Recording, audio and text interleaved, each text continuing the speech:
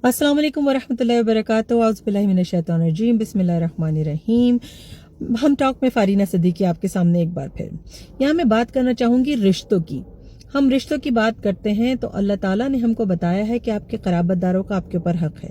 कुरान में जब अल्लाह ताला जिक्र करता है हकदारों का तो ज़ुल क़ुरबा वल यतामा वल मसाकीन का जिक्र है, ठीक है ना। तो इस तरह ये सीरीज चल रही है। तो सबसे पहले तो क़राबतदार आते हैं, है ना। तो आपने अपने रिश्तेदारों का हक पूरी तरह से अदा करना है। आपने अपने रिश्तेदारों को वो जगह देनी है जिसको वो अल्लाह ताला ने हुक्म दिया है कि आपके इवन सदक़े, आपके इवन ज़कात का हकदार भी पहले आपका भाई है अगर वो ज़रूरतमंद है, तो अगर वो ज़कात की निसाब के ऊपर पूरा उतरता है तो ठीक है ना। तो लेकिन उसके साथ ही साथ आपको ये भी समझना है कि अल्लाह ने आपको ये नहीं कहा कि अपने रिश्तेदारों के नीचे फ्लोर मैट बन के या डोर मैट बन के बिछ जाए, ठीक है ना। आपने उनका कालीन नहीं बनना है कि आपके ऊपर से चलते हुए आपको रोनते हुए गुजर जाए। तो एक बैलेंस होना चाहिए, ठीक है ना। तो अल्लाह ताला ने आपको ये भी सिखाया है कि हकदारों की डेफिनेशन क्या है। रसूलुल्लाह सल्लल्लाहु अलैहि वसल्लम ने फरमाया कि तुम्हारा बेहतरीन सदका वो है जो माल तुम अपने बीवी बच्चों पे खर्च करते हो, ठीक है ना। तो बाकी सब बाद में आते हैं। हमारे यहाँ क्या है कि बैलेंस ही खत्म हो गया है। पहले माँ आती है, फिर बहनें आती हैं, फिर भाई आते हैं, फिर उसके बाद बीवी बच्चे आते हैं। और अगर ज्यादा बीवी बच्चों का कर लिया तो वो वही माँ बहनें भाई आपको कहने लगते हैं तुम तो बीवी के गुलाम हो गए, अपने बच्चों को ज्यादा पूछने लगे। ये किस किस्म की बेहुदा तरबियत हम अपने बच्चों को दे रहे हैं कि जो बच्चे जाके कल बिल्कुल कंफ्यूज उठे।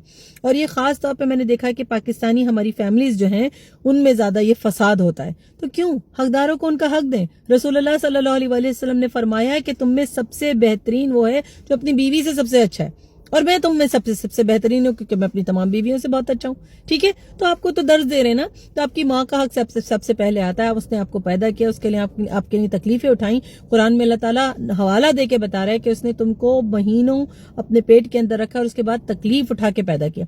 माँ का हक तो हो गया, ठीक है। फिर उसके बाद आपकी बीवी भी तो आपके बच्चों की माँ है, उसका हक है ना। तो सबसे पहला हक उसका यह है कि आप उसको इज्जत दिलवाएं। उसके बाद उसका हक है कि आप उसकी तमाम जायज जो है वो जरूरियात पूरी करें। लेकिन ये नहीं है कि आप उसको अपनी बहन के कदमों पे झुका दें, अपने भाई के कदमों में झुका दें, या आप उसकी इज्जत ना करवाएं। याद रखें अगर आप अपनी बीवी की इज्जत नहीं करा सकते ना अपने घर में अपनी जिंदगी में, तो उसको कहीं से इज्जत नहीं मिलेगी। और यहीं से रखना होता है और यहीं से शैतान आपके बीच में आ जाता है। तो आप ही दे सकते हैं। और यही चीज बीवियों पे लागू होती है कि अगर आपने अपने शौहर से इज्जत लेनी है तो आप उसको अपने घर में भी इज्जत दें।